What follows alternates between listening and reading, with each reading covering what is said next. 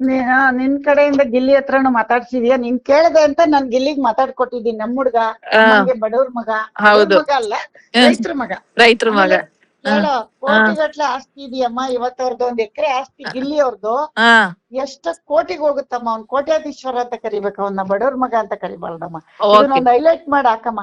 ಸರಿ ಅಮ್ಮ, ಆಯ್ತು. ಏನ್ ಗೊತ್ತೇನಮ್ಮ, 1 ಎಕರೆ ಜಮೀನು ಅವನು. ಆಮೇಲೆ ಅವ್ನ ಟ್ಯಾಲೆಂಟೇ ಕೋಟಿ ಅಮ್ಮ. ಅವನು ಟ್ಯಾಲೆಂಟ್ ಎಲ್ಲದಕ್ಕಿಂತ ನಮ್ಮ ಅಭಿಮಾನಿಗಳು ಬಡವ್ರ ಮಗ ಅಂತ ಅವನ್ನ ಅಕ್ಸೆಪ್ಟ್ ಮಾಡ್ಕೊಂಡಿದ್ದಾರೆ. ಅಂದ್ರೆ ದೌಲತ್ತಿಲ್ಲ ಅಂತ ತಗೊಂಡಿದ್ದಾರೆ. ದೌಲತ್ತಿಗೆ ಜನ ತಗೊಳಲ್ಲ. ನಿನ್ ಕಡೆಯಿಂದ ಗಿಲ್ಲಿ ಹತ್ರನು ಮಾತಾಡ್ಸಿದ್ಯಾ? ನೀನ್ ಕೇಳ್ದೆ ಅಂತ ನಾನ್ ಗಿಲ್ಲಿಗ್ ಮಾತಾಡ್ಕೊಟ್ಟಿದ್ದೀನಿ. ನಮ್ ಹುಡ್ಗ ಅಮ್ಮಂಗೆ ಬಡವ್ರ ಮಗ, ಬಡವ್ರ ಮಗ ಅಲ್ಲ, ರೈತರ ಮಗ. ರೈತರ ಮಗ.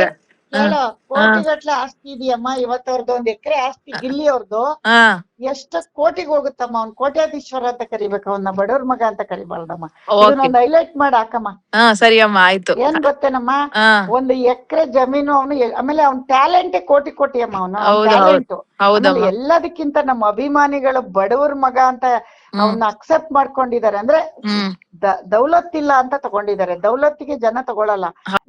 ನಿನ್ ಕಡೆಯಿಂದ ಗಿಲ್ಲಿ ಹತ್ರನು ಮಾತಾಡ್ಸಿದ್ಯಾ? ನೀನ್ ಕೇಳ್ದೆ ಅಂತ ನಾನ್ ಗಿಲ್ಲಿಗ್ ಮಾತಾಡ್ಕೊಟ್ಟಿದ್ದೀನಿ. ನಮ್ ಹುಡ್ಗ ಅಮ್ಮಂಗೆ ಬಡವ್ರ ಮಗ, ಬಡವ್ರ ಮಗ ಅಲ್ಲ, ರೈತರ ಮಗ. ರೈತರ ಮಗ.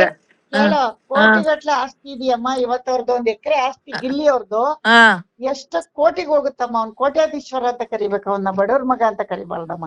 ಇದನ್ನೊಂದು ಹೈಲೈಟ್ ಮಾಡಿ ಹಾಕಮ್ಮ. ಸರಿ ಅಮ್ಮ, ಆಯ್ತು. ಏನ್ ಗೊತ್ತೇನಮ್ಮ, 1 ಎಕರೆ ಜಮೀನು ಅವನು. ಆಮೇಲೆ ಅವ್ನ ಟ್ಯಾಲೆಂಟೇ ಕೋಟಿ ಅಮ್ಮ.